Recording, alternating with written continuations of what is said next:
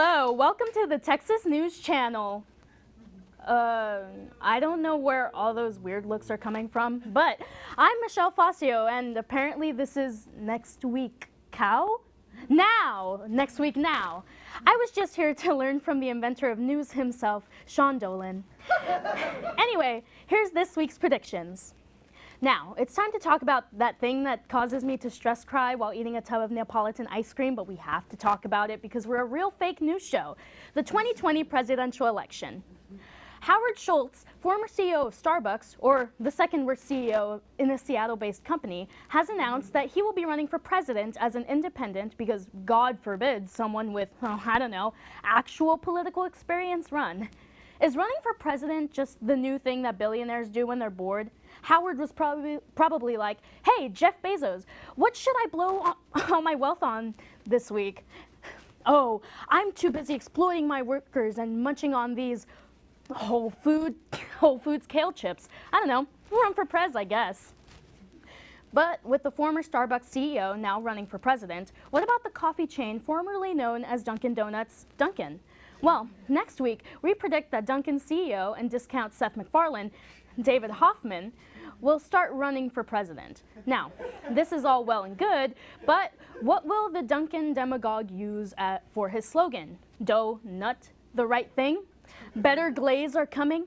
Well, we here at Next Week Now believe that Hoffman will make America run on Dunkin'. That's right, move over MAGA, get ready for Mayrod.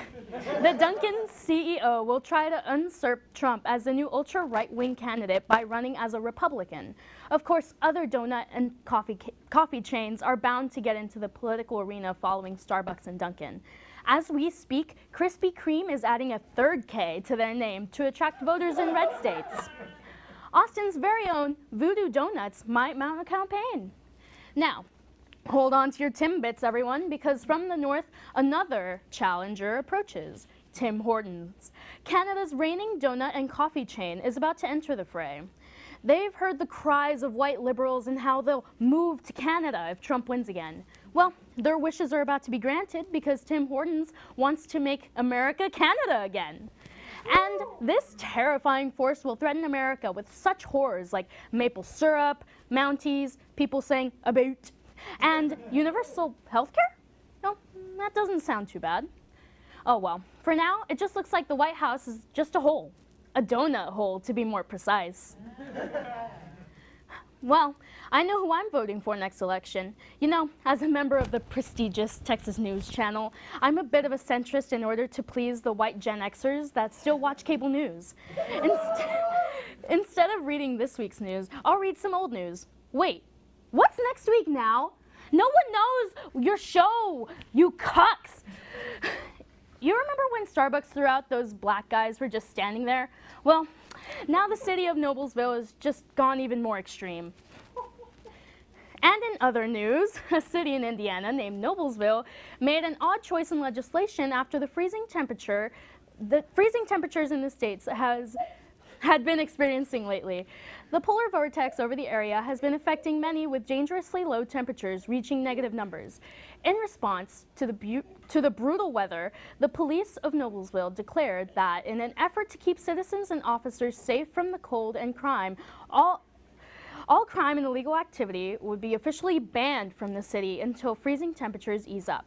With that in mind, we predict that one famous city would take some inspiration from the idea. That's right, folks. Chicago has decided that it, too, would make major strides towards progress and ban all crime from its neighborhoods as well. I mean, when you think about it practically, there's no way it could fail. For one, what's the real difference between banning crime from a small city and banning crime in a metropolis with a murder rate bigger than your imagination? For two, it's like canceling class on Christmas. No one's gonna want to commit crime anyway because they're freezing their balls off. Literally. The person getting shot would actually be the winner in a shooting. Give me a bullet over the cold embrace of hypothermia any day. As for the mayor, no doubt they'd waitlisted for a Nobel Peace Prize. The mayor would say, it just felt right, you know? Like, why let your city be shot up and unpeaceful? Declare it illegal. That's the woke thing to do. Words to live by. There's nothing more immoral and inhumane than letting people die preventable deaths, he'd say, as hundreds of Chicago's homeless continued to freeze to death over the weekend. That being said, the mayor would be both praised and criticized for his efforts. Kim Jong-un copies his efforts and prohibits human rights. Well, officially prohibits human rights.